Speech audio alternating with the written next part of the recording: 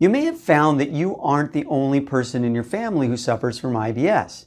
That may lead you to conclude that your IBS is hereditary, which could be the case. However, that can also lead you to believe that it's fate and that you too must suffer from IBS. And that is where you've been misled. Hi, I'm Dr. Stephen Wangen, the medical director and founder of the IBS Treatment Center. We see a lot of IBS, of course, and a lot of multi-generational family members with IBS. And what I've learned about the inheritance of IBS over the last 23 years should give you lots of hope. People often think of inheriting a risk for a disease as fate, dealing them a set of bad cards, right? But they forget that they control half of this equation and can turn those cards in for different cards. So let me explain what I mean by that and give you a personal example. My grandparents had heart disease and high blood pressure and diabetes and colon cancer, but do I worry about getting those things myself or my kids getting those because my grandparents did? No, I don't worry about it for a second. Now, why not? Because I don't live like they did. I don't eat the same way that they ate, right? And I don't treat my body the same way that they did. They were wonderful people and I loved them and I really miss them, but our bodies have existed in two very different nutritional environments.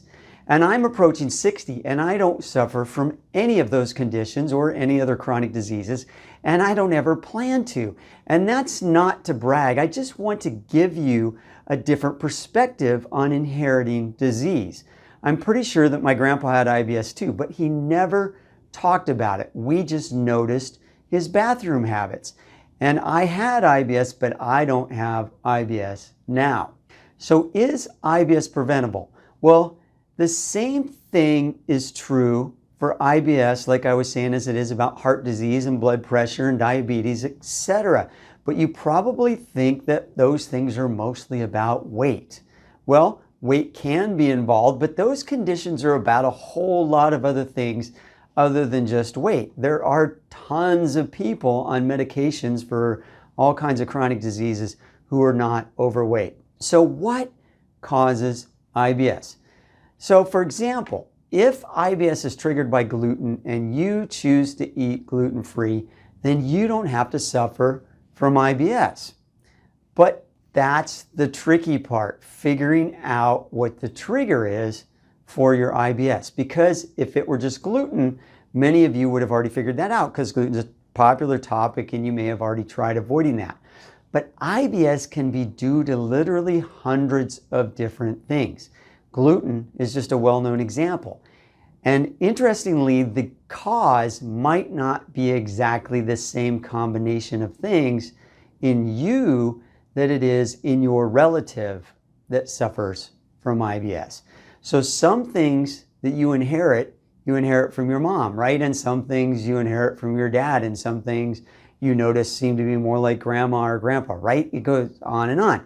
So it's not just food reactions that you inherit, but you also inherit your microbiome, for example. So keep that in mind. But the good news is that too can be changed and improved. So don't lose hope. In fact, you can be the one to spread hope in your family because people can get better, both the older generation and the younger generation. Just know that the treatment is not always identical, even when a lot of stuff is inherited. But if people are willing to change and to get better, they can. I've seen this over and over again in literally thousands of patients. And if you need help figuring out your IBS genetic puzzle, contact us at the IBS Treatment Center. We help people throughout the United States and literally the world via Zoom and telemedicine, and we'd be happy to help you too.